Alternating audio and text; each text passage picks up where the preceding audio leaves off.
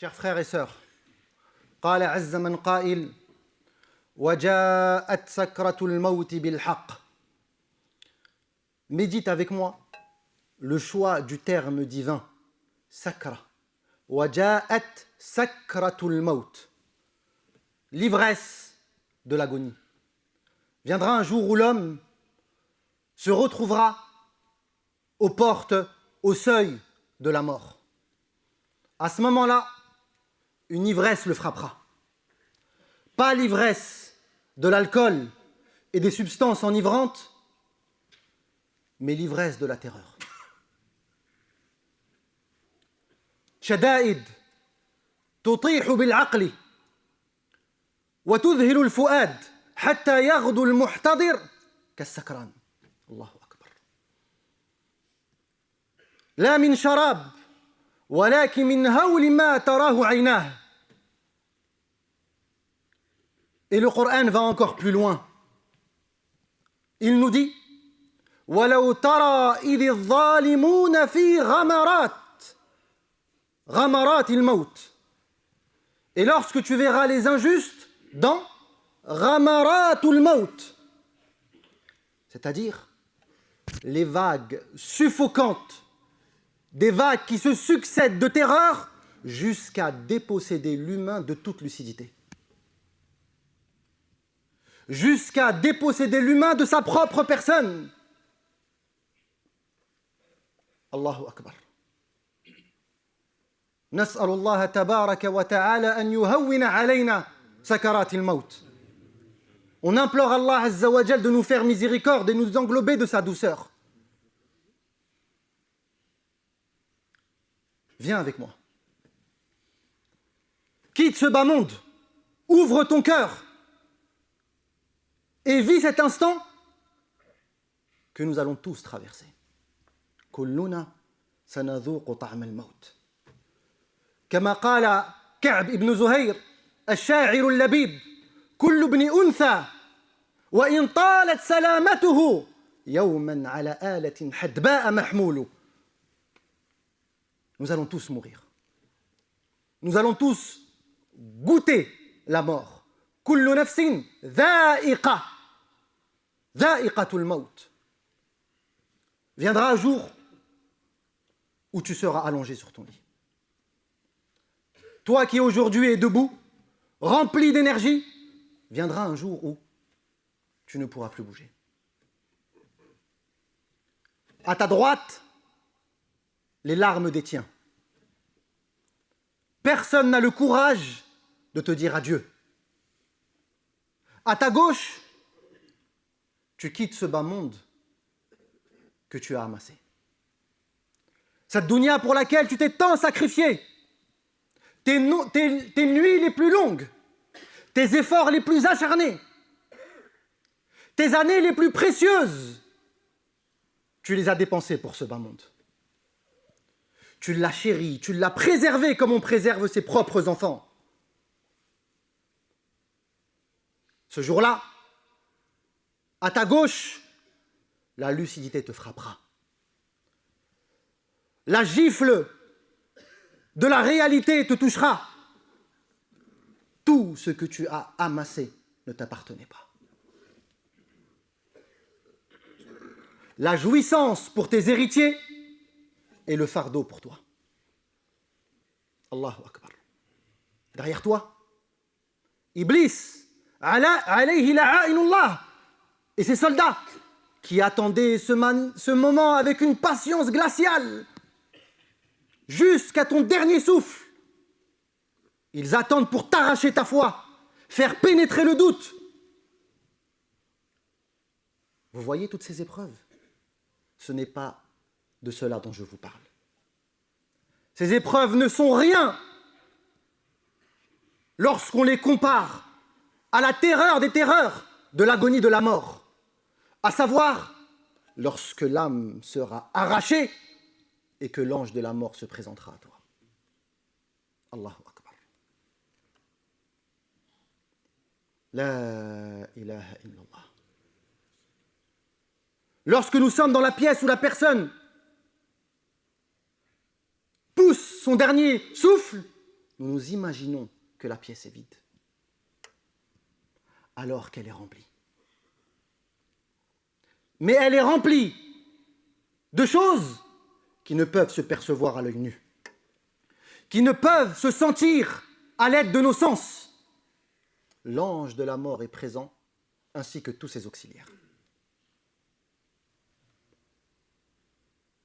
Allah nous dit, lorsque la mort vous parvient, إِذَا جَاءَ أَحَدَكُمُ الْمَوْتِ تَوَفَّتْهُ رُسُلُنَا وَهُمْ لَا يُفَرِّطُونَ. Et lorsque la mort te parvient, lorsque la mort parvient à l'un d'entre vous, تَوَفَّتْهُ رُسُلُنَا.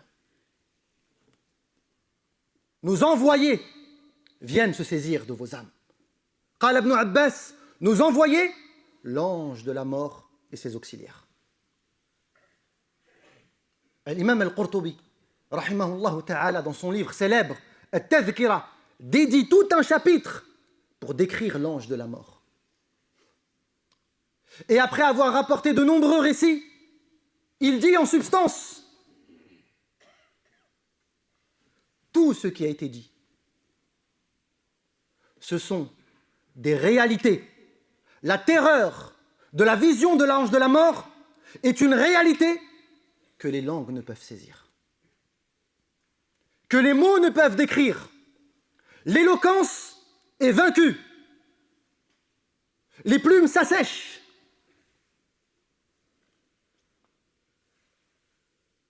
Mais sachez que l'ange de la mort vient constamment avec 2 groupes d'anges. Tout le temps. Pour chaque mort, 2 groupes d'anges viennent avec l'ange de la mort.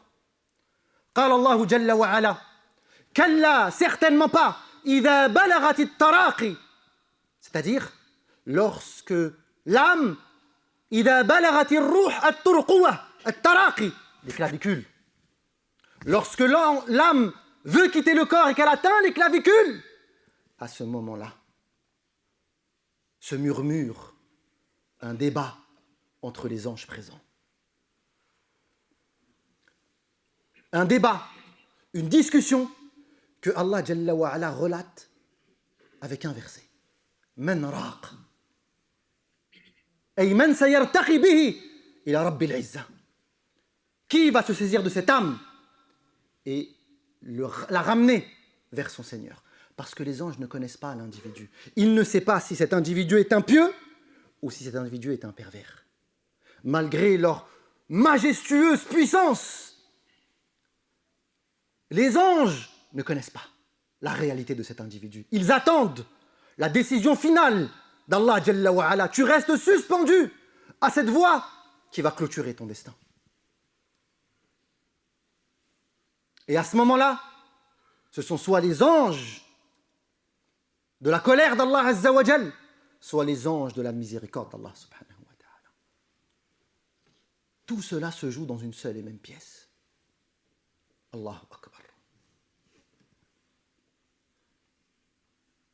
À ce moment-là, Allah Jalla wa Ala nous décrit de manière extrêmement précise ce qui se joue. Allah nous dit وَالنَّازِعَاتِ غَرْقًا وَالنَّاشِطَاتِ نَشْطًا. النَّازِعَاتِ غَرْقًا. Ce sont les anges arracheurs. Les anges qui arrachent les âmes. Allah Akbar. Que se passe-t-il? Pourquoi les anges arrachent les âmes? Allah Jalla wa Ala nous explique cela dans le Coran en détail. Allah nous dit وَلَوْ تَرَى إِذِ الظَّالِمُونَ فِي غَمَرَاتِ الْمَوْتِ وَالْمَلَائِكَةُ بَاسِطُوا أَيْدِيهِمْ أَخْرِجُوا أَنفُسَكُمْ الْيَوْمَ تُجْزَوْنَ عَذَابَ الْهُونِ.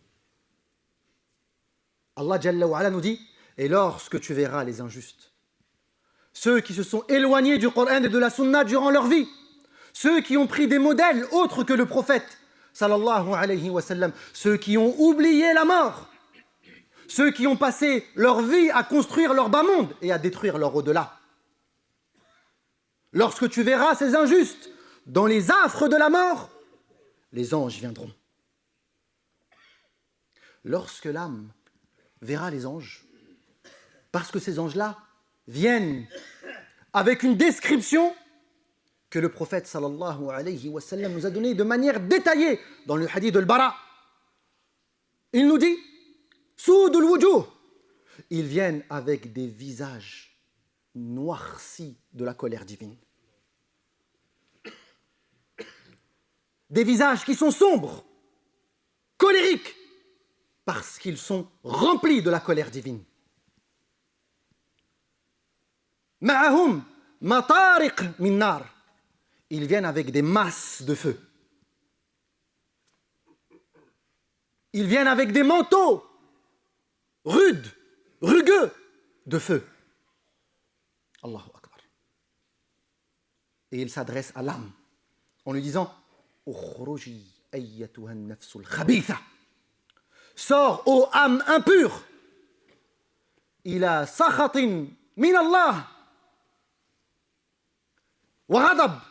Sors vers le courroux d'Allah et sa colère. Lorsque l'âme entend ça, elle s'éparpille dans le corps. Cette âme qui était au niveau des clavicules, qui voulait sortir, retourne dans le corps et s'éparpille. Elle veut fuir la colère d'Allah Azza wa Jal. À ce moment-là, les anges l'entourent. On parle de l'invisible. À aucun moment, on ne peut prétendre quoi que ce soit qu'on produit de notre esprit. Donc tout ce que je vous dis, c'est dans le Coran et dans la sunna de notre noble prophète sallallahu alayhi wa sallam. Les anges l'entourent. D'où ça vient? Allah nous dit يَضْرِبُونَ وُجُوهَهُمْ وَأَدْبَارَهُمْ. Il les entoure par devant et par derrière et il les frappe. Allah le dit dans le Coran de manière textuelle. Vous savez, quand vous allez chez le dentiste et que vous devez dévitaliser une dent, juste un nerf, et qu'il vous met 36 piqûres pour vous anesthésier, et que malgré ça, vous êtes en train de vous tortiller dans tous les sens, parce qu'on vous arrache un nerf. Imaginez-vous la douleur de l'arrachage de cette âme. Imaginez-vous la douleur lorsque cette âme sera arrachée de l'ensemble des nerfs du corps. Allahu Akbar. Ces anges viendront et les frapperont pour extraire leur âme de manière douloureuse, impitoyable. Qu'Allah Azza wa Jalla nous fasse miséricorde.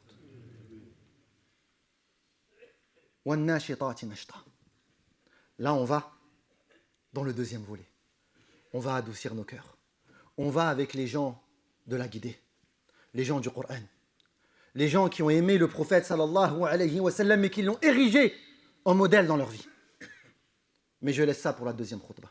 أقول ما تسمعون وأستغفر الله لي ولكم فاستغفروه إنه هو الغفور الرحيم. Les gens de la droiture, les gens de la lumière, les gens des mosquées, les compagnons du Coran, ces gens qui ont gardé cette lucidité dans ce bas monde, qui ont compris que cette vie se finira tôt ou tard et que le véritable examen sera l'examen de la mort. Ce jour-là, les gens seront rétribués en fonction de ce qu'ils ont accompli. Ces gens-là, qui ont passé leur vie à supporter les difficultés de ce bas monde, dans l'espoir qu'Allah Jalla wa Ala les récompense un jour, est venue leur récompense. Allah Jalla wa Ala nous dit, Allahu Akbar, la descente des anges les concernant est particulière. Allah nous dit, Alladhina qalu rabbuna Allah. Ceux qui ont dit, Allah est notre Seigneur. Allah est notre boussole. Allah est notre finalité, notre but ultime. Alladhina qalu rabbuna Allah thumma istaqamu. Et ensuite ils se sont mis sur le chemin et ils n'ont jamais dévié.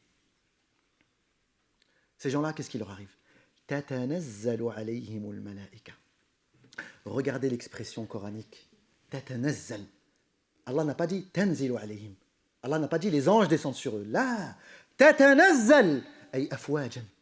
Les anges descendent par groupe. Jusqu'à ce que la personne a l'impression que les anges n'en finissent pas.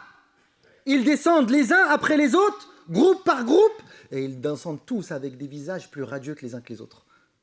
des visages radieux, souriants, lumineux, qui viennent avec la miséricorde d'Allah. La chambre dans laquelle il est se remplit de lumière, de douceur, de gentillesse, de miséricorde. Son cœur s'ouvre. Et donc, qu'est-ce qui se passe? L'âme, qui était au niveau des clavicules, elle veut sortir par elle-même. Elle n'est même plus en état d'attendre les anges. Vous savez ce que c'est?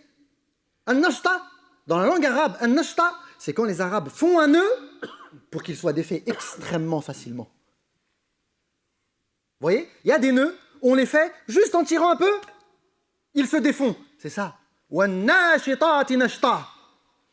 Cette âme sort tellement facilement que c'est même pas par la force des anges, c'est elle-même qui s'extirpe de ce corps. C'est elle-même qui sort de cette prison qu'était ce corps. Ad-dunya sijnul mu'min. Ce bas monde était sa prison. Cette âme voulait s'envoler vers Allah Azza wa Jal, voulait la compagnie de son Seigneur, mais elle devait passer l'examen. Aujourd'hui, l'examen est fini. La rétribution a été établie. L'âme ne peut plus patienter. Elle veut sortir de là. وَالنَّاشِطَاتِ نَشْطًا. Et c'est ainsi que tout cela se joue dans cette pièce, sans que personne ne voie quoi que ce soit, sans que personne n'entende quoi que ce soit.